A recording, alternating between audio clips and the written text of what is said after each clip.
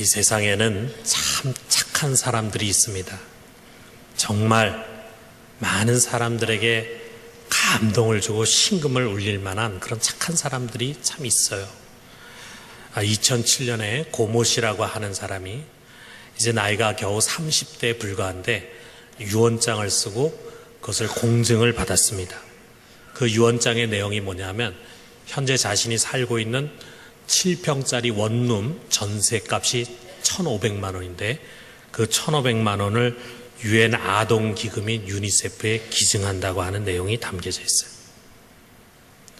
그는 이미 매년 자신의 연봉의 80%에 해당되는 2,300여만 원을 형편이 어려운 사람들의 병원비와 등록금으로 대주면서 그렇게 도와주면서 살고 있었습니다. 고 씨는 이런 착한 삶의 이유를 이렇게 말합니다. 나 자신을 인정해준 세상에 다시 값없이 되돌릴 수 있게 되어서 기쁩니다. 세상이 무엇을 그에 그렇게 인정해 줬는지는 잘 모르겠지만 특별하지도 않은 동기를 가지고 이런 커다란 희생을 실천한다고 생각하니까 정말 저절로 머리가 숙여집니다. 사실 우리 그리스도인들이야말로 세상에서 착한 삶을 살아야 할 분명한 이유가 있는 사람들 아니겠어요? 우리 에베소서 2장 10절에 보니까 우리는 그가 만드신 바라 그리스도 예수 안에서 선한 일을 위하여 지으신 받은 자니. 또 디도서 2장 44절에도 비슷한 말씀이 있습니다. 우리 같이 한번 읽어봅시다. 그가 우리를 대신하여 자신을 주심은 모든 불법에서 우리를 속량하시고 우리를 깨끗하게 하사 선한 일을 열심히 하는 자기 백성이 되게 하려 하십니다. 하나님께서 우리를 그리스도의 십자가로 구원해 주시고 모든 불법에서 우리를 속량하신 이유는 우리로 하여금 정말 선한 일에 열심을 내는 그런 사람이 되게 하기 위한 것이다. 그럼에도 불구하고 오늘날 우리 사회에서 우리 기독교인들의 삶을 솔직하게 돌아보면은 별로 착하지가 않습니다. 삶의 구체적인 자리로 들어가 보면은 안 믿는 사람과 무슨 차이가 있는지를 모르겠어요. 이해관계에 부딪히면은 양보하지 않고 손해보지 않고 자기 실속을 다 차리려고 합니다. 세상이 얻고 싶어하는 그 칭찬과 명성, 영광 그리고 부귀영화 다 쫓아가며 살아갑니다. 때로는 본성의 바닥이 드러나서 욕도 하고 쌈박질도 하고 짓밟고 할 짓 못할 짓 다 보여줍니다. 분명 주일에는 성경을 들고 교회에 와서 예배 드리는데 이것을 보면은 경건한 교인이에요. 그런데 시장 바닥에서 물건을 사고 팔고 직장 생활하고 가정 생활하는 것을 보면은 교인이 아닙니다. 우리는 한편으로는 교인이면서 다른 한편으로는 교인이 아닌 모습으로 살아가고 있어요. 예수님께서 이렇게 우리에게 명하셨잖아요. 마태복음 5장 16절에 같이 한번 읽어봅시다. 이같이 너희 빛이 사람 앞에 비치게 하여 그들로 너희 착한 행실을 보고 하늘에 계신 너희 아버지께 영광을 돌리게 하라. 적어도 우리가 하나님의 자녀라면은 세상에서 좀 착한 사람으로 평을 받아야 하지 않겠습니까? 삶의 구체적인 자리에서 우리의 착한 행실이 뭔가 우리 주위에 있는 사람들, 이 사회 속에 좀 감동을 줘야 되지 않겠냐 이거예요. 근데 여러분 말이 쉽지 이 악한 세대 속에서 다 자기의 이기적인 것을 추구하며 살아가는 이 세대 속에서 우리가 양심을 쫓아서 선하게 착한 행실을 실천하며 사는 게 쉬운 일이 아니죠. 정말 쉬운 일이 아닙니다. 그것은 좁은 길로 가는 것이고 때로는 희생과 인내를 요구하는 고난의 길일 수 있어요. 그렇기 때문에 이런 삶에는 아주 분명하고 확고한 동기가 있어야 합니다. 그래서 목사님이 그렇게 하라고 하니까 그렇게 해야지. 욕먹지 않으려고 그렇게 해야지. 이렇게 해가지고는 우리가 한두 번 할지 지속적으로 할 수가 없습니다. 여러분 우리 그리스도인들이 세상 속에서 선한 행위를 할, 선행을 해야 할 동기를 우리가 세 가지로 생각할 수가 있어요. 하나는 선한 일 자체를 즐기는 것입니다. 사도행전 20장 35절에 보니까 범사에 여러분에게 모본을 보여준 것 바와 같이 수고하여 약한 사람들을 돕고 또 주 예수께서 친히 말씀하신 바 주는 것이 받는 것보다 복이 있다 하심을 기억하여 할지니라. 바울은 자신이 왜 그렇게 수고하고 애쓰면서 약한 사람들을 돕고 가난한 사람 돕고 했는가 하는 것을 이 말씀으로 우리 가르쳐줘요. 받는 것보다 주는 것이 더 복되다. 나는 줄 때도 행복하다. 참 이거보다 더 좋은 게 없겠죠. 우리가 주면서 행복하고 선한 일 하면서 행복하면은 그 이상 바랄 것이 없겠죠. 또 다른 하나는 십자가의 사랑을 빚으로 여기고 그것을 이웃에게 갚으려고 하는 것입니다. 자기가 하나님으로부터 1만 달란트를 탕감받았다. 수천억 되는 돈을 빚을 탕감받았다라고 하는 사람이 자기 이웃에 자기에게 100데나리온 빚진 사람, 그야말로 수백만 원 빚진 사람의 빚을 탕감해 주는 것은 당연하지 않겠습니까? 우리가 그 십자가의 빚을 지고 있다 생각하면은 그것을 이 세상 속에서 실천하려고 하는 마음을 갖게 됩니다. 그리고 마지막 세 번째는 뭐냐 하면 지금의 고난과 수고가 우리 하나님 앞에 설 때 영광으로 나타나게 될 것이다. 이것을 소망을 하면서 우리가 이 땅에서 수고하고 선을 행하는 것입니다. 자, 이 세 가지가 다 필요하고 중요한 동기들인데 오늘 예수님의 가르침은 이 세 번째 것에 초점을 맞추고 있습니다. 여기 16절에서 18절에 먼저 보면은 예수님 먼저 금식을 예로 들었어요. 금식이라는 것은 우리 인간이 갖고 있는 가장 강렬한 본능, 이 먹고 싶다고 하는 본능을 절제하고 내려놓고 하나님께 가까이 가려고 하는 경건의 행위잖아요. 참 이게 쉽지가 않은 것입니다. 이런 금식을 하는 사람 참 귀한 사람이죠. 그런데 예수님께서는 금식만 예를 든 것이 아니라 이 앞에 성경을 보면은 기도하고 구제하고 하는 예와 아울러서 금식의 예를 듭니다. 자, 이런 훌륭하고 경건한 그런 신앙생활을 우리가 실천하는데 다 자기를 절제하고 애쓰면서 하나님께 헌신하는 거죠. 이런 것에 대해서 우리가 이 세상에서 보상을 받을 수가 있어요. 거기에 대한 상을 받을 수 있어요. 어떻게? 우리 그렇게 하는 모습을 보면 사람들이 참 칭찬합니다. 참 믿음이 좋은 사람이다. 참 기도 열심히 하는 사람이다. 정말 하나님께 헌신된 사람이다. 이렇게 칭찬하면서 그를 높이려고 해요. 그리고 본을 받으려고 해요. 이런 자리에서는 얼마나 기분이 좋습니까? 여러분, 누가 여러분에게 참 기도 많이 하시는 분입니다. 정말 신앙이 깊으신 분입니다. 이런 얘기하면 기분이 좋아요? 안 좋아요? 좋죠. 우리 교회 다니는 사람은 최고의 명예라고도 할 수 있죠. 그래서 어떤 사람은 오히려 이것을 좀 보이고 싶어 합니다. 사람들이 좀 내가 금식하고 기도하고 구제하는 것을, 봉사하는 것을 좀 알았으면 하는 마음을 간다 이거예요. 예수님은 이렇게 해서 땅에서 보상받는 사람들은 하늘에서 보상이 없다. 하나님께 받을 상이 없다. 이렇게 말씀하시는 거예요. 너희가 만약 사람으로부터 오는 인정, 사람으로부터 오는 칭송, 명예 이거 원하지 않고 정말 하나님으로부터 오는 좋은 상을 기대한다면 은밀하게 해라. 다른 사람 모르게 은밀하게 해라. 그래서 사람들이 너가 한 경건한 행위에 대해서 박수 보내지 않도록 조심해서 은밀하게 해라. 그러면 하나님이 주시는 상이 있을 것이다. 이렇게 말씀하십니다. 그러면서 정말 하시고 싶은 말씀의 핵심으로 나아가는 게 바로 19절과 20절의 말씀이에요. 우리 같이 한번 읽어봅시다. 너희를 위하여 보물을 땅에 쌓아두지 말라. 거기는 좀과 동록이 해하며 도둑이 구멍을 뚫고 도둑질하느니라. 오직 너희를 위하여 보물을 하늘에 쌓아두라. 거기는 좀과 동록이 해하지 못하며 도둑이 구멍을 뚫지 못하고 도둑질도 못하느니라. 여기 지금 예수님의 이 말씀의 뉘앙스를 우리가 잘 생각해 보면은요, 많은 사람들이, 많은 신앙인들이 여전히 땅의 마음이 있는 거예요. 내세를 믿는다고 하면서, 영생을 믿는다 하면서도 여전히 이 땅이 너무 소중해. 이 세상을 살아가면서, 이 땅에서 살아가면서 누릴 것을 좀 다 누리고 살고 싶다 이거예요. 부귀영화, 존귀와 영광, 멋진 삶을 좀 살고 싶어요. 마치 이 세상이 전부인 것처럼 해서 살아가는 사람들하고 다를 바가 없다 이거예요. 예수님은 이것을 땅에 보물을 쌓아두는 것이라고 말합니다. 이거는 당장 우리가 쓰고 즐기고 누릴 수 있는 거죠. 그런데 유감스럽게도 이것이 오래가지를 못합니다. 인생의 좀과 동록이 있어요. 도둑이 있습니다. 그들이 노리고 있어요. 그렇기 때문에 다 일시적인 것입니다. 그러므로 지혜 있는 자들은 보물을 하늘에 쌓는 것입니다.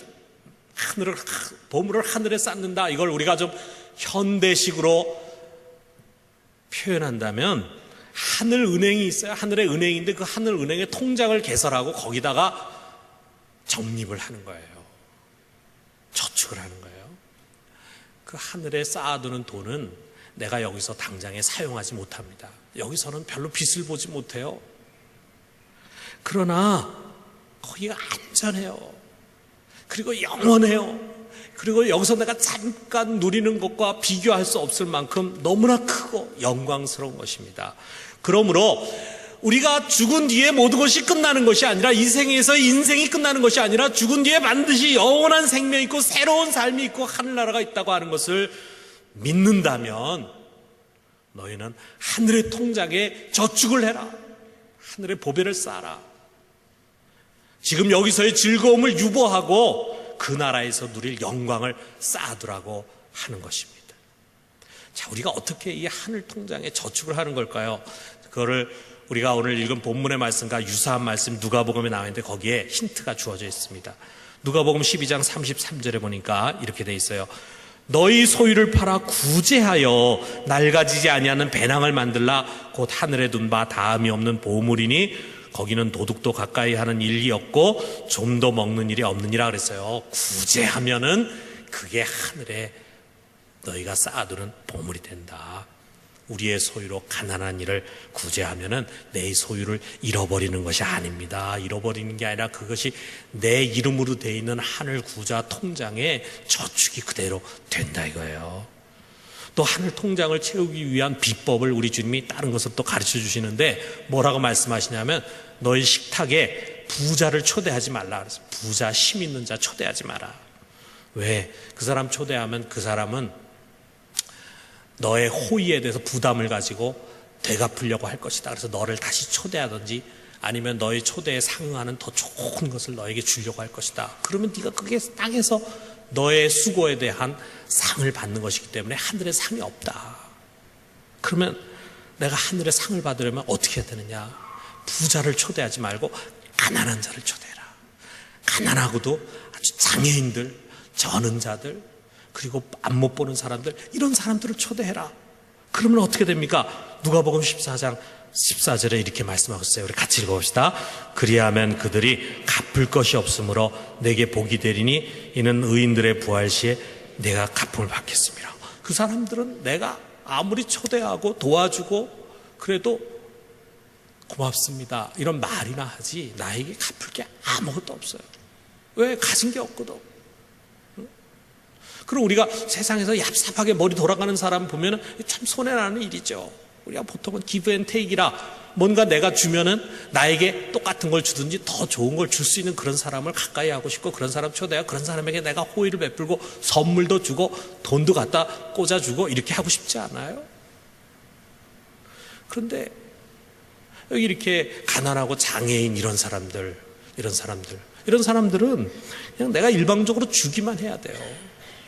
나한테 나올 거 하나도 없어요. 세상에서 나의 수고에 대해서 별로 보상해 줄 수 없는 그런 사람들에게 네가 섬겨라. 그러면은 너의 하늘 통장에 보화가 적립이 될 것이다. 기가 막히지 않습니까? 예수님의 가르침을 우리가 좀 단순화시키면 이런 거예요. 너 지금 여기서 박수갈채 한번 받을래? 아니면 30년 뒤에 금면류관을 받고 왕자에 앉아서 영광을 누릴래? 너 여기서 밥 한 그릇 배 터지게 먹고 평생 거지같이 살래? 아니면은 지금 참고 조금 뒤에 황금으로 지은 집에서 매일 잔치하면서 호의호식 할래? 여러분 뭘 할래? 때 뭐 갈등이 일어날 만한 질문입니까 이게? 우리가 좀 더 현대식으로 이런 예를 한번 들어봐요. 여러분이 다니는 회사가 주식에 상장하게 됐어요. 주식 상장을 하게 됐어요. 그러면서 이렇게 여러분에게 말합니다. 사원 여러분, 이번에 여러분에게 드릴 보너스가 30만 원입니다. 그런데 그 30만 원 주는 대신에 우리 회사에서 3만 원에 상장한 회사 주식 10장을 여러분에게 드리면은 10년 뒤에 100배로 그게 값이 올라서 3천만 원이 될 것을 보장합니다. 10만 원 받으시겠습니까? 아니면은 회사 주식 10장을 받겠습니까? 10만 원 받으면 지금 당장에 쓸 수 있죠. 그런데 회사 주식 10장 받으면 당장에 쓸 수가 없죠. 그런데 10년 뒤에 가면 그게 100배로 뛰어서 3천만 원이란 돈을 내 손에 쥐게 되는 것이 분명히 보장돼 있다라고 할 때 여러분, 그거 가지고 주저하시겠어요? 주저할 만한 얘기가 아니잖아요. 여러분, 우리가 하늘의 보화가, 너희를 위한 하늘의 보화가 쌓이고 하늘에 너희의 배낭이 주어져 있고, 지금식으로 말하면 너희의 통장이 주어져서 거기에 적립이 되고, 이런 것이 도대체 어떤 것인지 우리는 아직 구체적으로 잘 몰라요.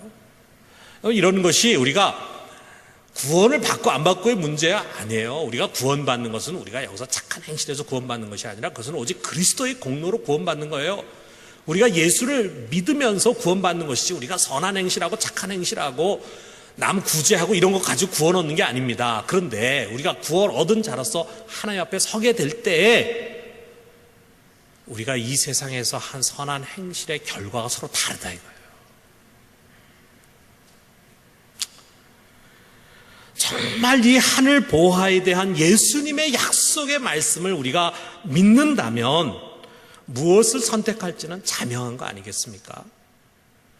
그런데 너희가 이 땅에서 착한 일을 하고 구제 많이 하고 이렇게 하면은 하늘에 보화가 많이 쌓일 것이다, 이렇게 말씀하시는 걸 그냥 들으면 좀 막연하게 생각이 돼요. 그리고 막연하면은 그것을 구체적인 삶 속에서 적용을 잘 안 하게 됩니다. 행동으로 잘 안 움직이게 됩니다.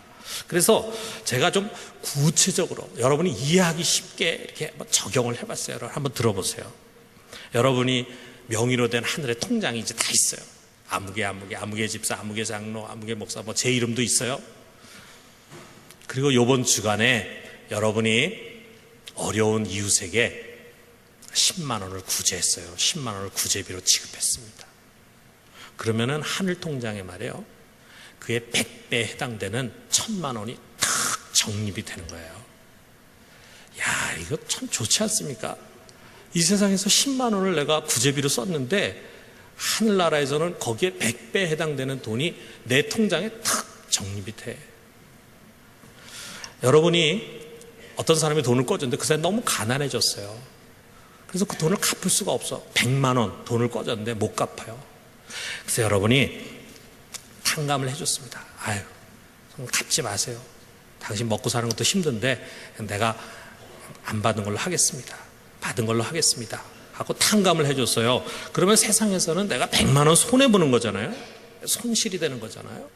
그런데 그 100배엔 1억이 말이에요, 여러분 하늘에 있는 여러분의 통장에 덜컥 적금이 되는 거예요. 아, 신나는 일 아닙니까?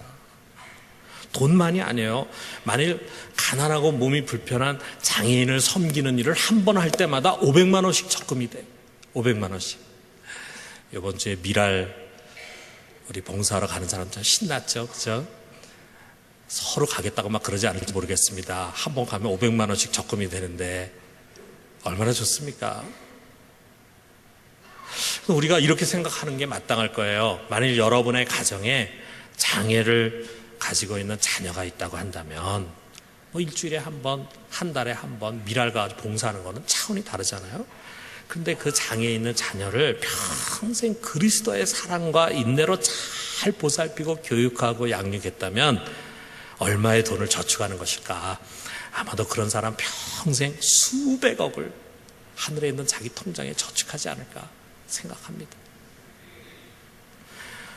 강도를 만난 이웃을 만났어요. 큰 불행의 파도에 휩쓸려가지고 삶의 의욕을 잃은 그를 내가 지나치지 않고 사마리아인 같이 찾아가가지고 격려를 해주고 정성을 다해서 돌봐줬습니다.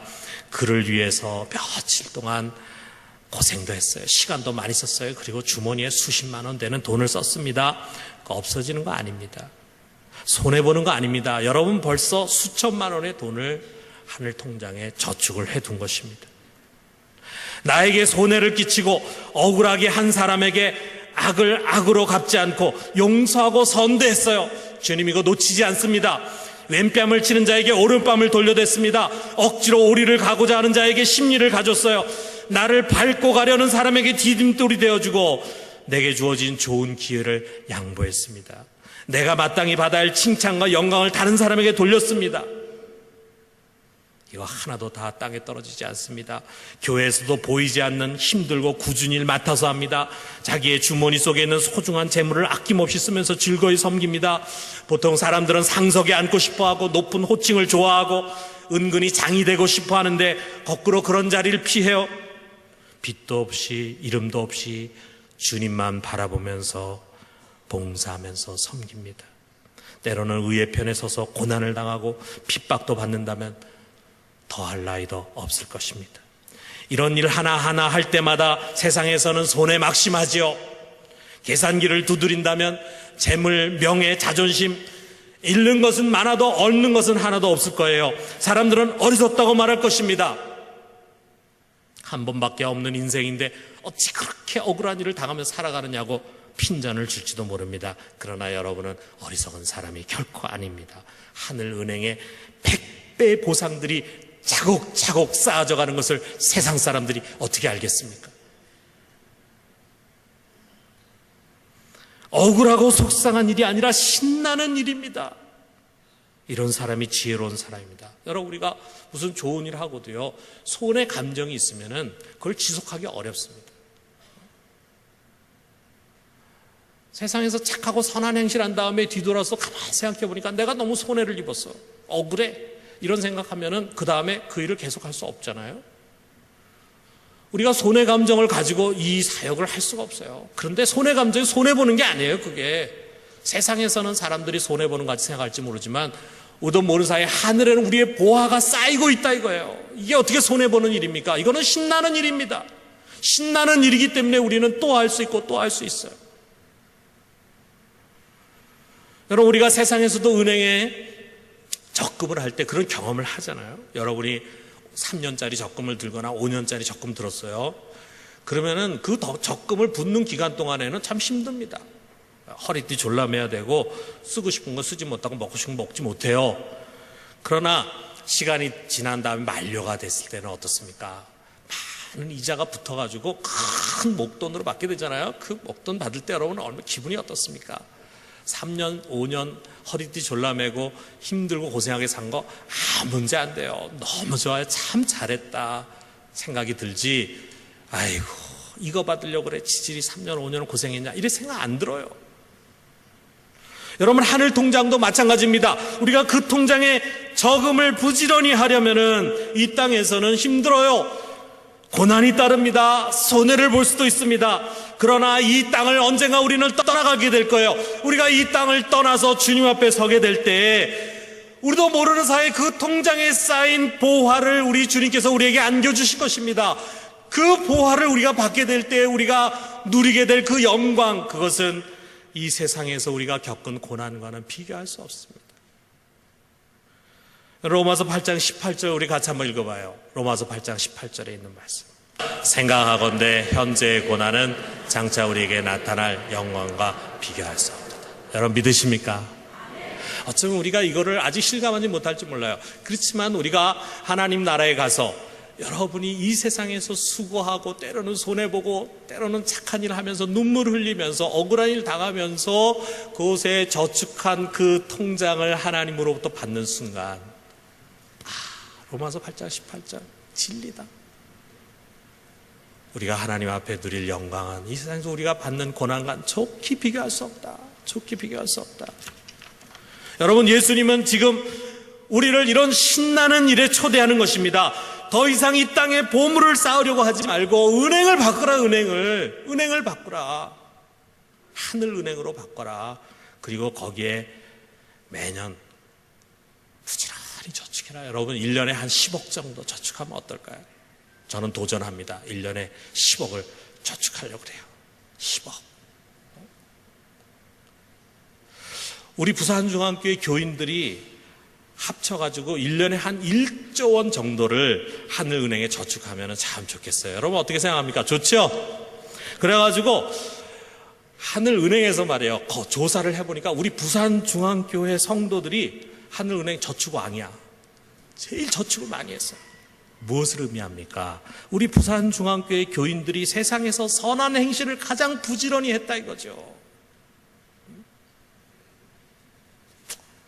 지난주에 월요일에 서울에서 회의가 있었어요. 그래서 제가 KTX를 타고 갔다가 내려와서 이제 부산역에서 택시를 탔습니다. 한 나이가 70세 정도 돼 보면 나이 많으신 분이 운전을 하고 있어요. 그래서 제가 뭐 이런 말 저런 말 하다가 이제 전도를 했습니다. 전도를 하고 예수님을 소개하고 그 다음에 이제 교회를 소개하는 거죠. 아저씨 혹시 황령산 청소년 수련장 올라가는 그 중턱에 아주 큰 벽 떨어진 큰 교회 우리 부산중앙교회인데 혹시 가보신 적 있어요? 그랬더니 그 기사 아저씨가 그 교회 저 잘 알아요? 그러더라고. 그러면서 뭐라 그런지 아십니까? 그 교회 교인들을 몇 번 태우고 교회에서 내려드렸는데 사람들이 다 참 점잖습니다. 다 점잖습니다. 그러는 거야. 점잖다. 영어로 하면 젠틀이에요. 젠틀하다. 그래서 제가 그 얘기도 얼마나 기쁜지 몰라요. 우리 교인 다 점잖습니다. 그래서 제가 그랬어요. 우리 교회 교인들 다 점잖습니다. 다 좋은 분들입니다. 그랬어요. 여러분 우리 부산중앙교회 사람들이 교회 모이기를 잘한다. 신앙에 열정이 있다. 그런 얘기 듣는 것도 참 좋습니다. 그러나 그보다 우리 부산중앙교회 사람들은 참 착하다. 좋은 일 많이 한다. 부산중앙교회 교인이 우리 옆에 사는데 참 선한 이웃이다. 정말 교인답다. 이런 이야기를 듣는다면 목회자로서 저는 더욱 행복할 것입니다. 우리 주님께서 마지막으로 말씀하십니다. 21절에 같이 한번 읽어봅시다. 내 보물이 있는 그곳에는 내 마음도 있느니라. 여러분 마음은 어디에 있습니까? 어디를 소망하며 살아갑니까? 내가 예수를 믿고 구원받아서 영생을 얻고 천국에 갈 것이다. 입술로 그렇게 말하면서도 여전히 그러한 것을 전혀 믿지 않고 이 세상이 끝인 것처럼 생각하는 사람과 똑같이 살아간다면 과연 그 믿음은 진정한 믿음입니까? 여러분 우리가 진정 하나님 나라를 갈망하고 영생의 소망이 있다면 우리는 이 세상에서 잠시 누리는 자가 아니라 섬기는 자로 착하고 선한 사업에 부유한 자로 살아가는 것입니다. 그리고 우리가 이런 야망을 가지고 이것을 통해서 우리가 손해보는 것이 아니라 우리는 하늘에 보이지 않는 저축, 하늘은행에 우리는 저축하는 것이다. 더 많이 저축하고 싶다. 그러기 위해서 나는 세상에서 더 많은 선한 일을 하고 싶고 더 많이 손해보고 싶다. 이런 야심을 가지고 우리가 세상을 살아가다 보면은 어느 사이인가 이 세상은 우리의 행실을 통해서 하나님께 영광의 박수를 올려드리고 그리고 정말 더 살맛 나는 세상으로 더 살기 좋은 세상으로 변화될 수 있을 것입니다. 여러분 우리 모두가 하늘은행에 저축을 많이 합시다. 더 많이 하기를 결단합시다. 옆에 앉아있는 성도보다 내가 더 많이 해야지. 여러분 이런 경쟁은 나쁜 거 아니에요. 좋은 거예요. 내가 더 사랑 많이 해야지. 내가 더 선한 일 많이 해야지. 내가 더 착하게 살아야지. 그래서 내가 하늘은행에 더 많이 저축해야지. 이 세상에서는 내가 별 볼 일 없이 살지 몰라도 내가 하늘에 가서는 하나님으로부터 제일 큰 보화 보배를 내가 받아야지. 이런 결심을 우리가 하고 그리고 그렇게 정말 성공적인 신앙생활을 하는 우리 모두가 될 수 있기를 주님의 이름으로 축원합니다.